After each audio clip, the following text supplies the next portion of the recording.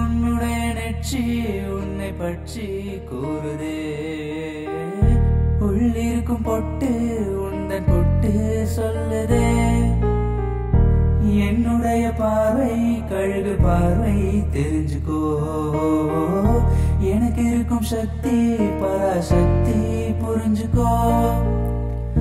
கால் கொலுசுதான் கல கலக்குது, கையின் வளையல் காது குளிர கானம் பாட.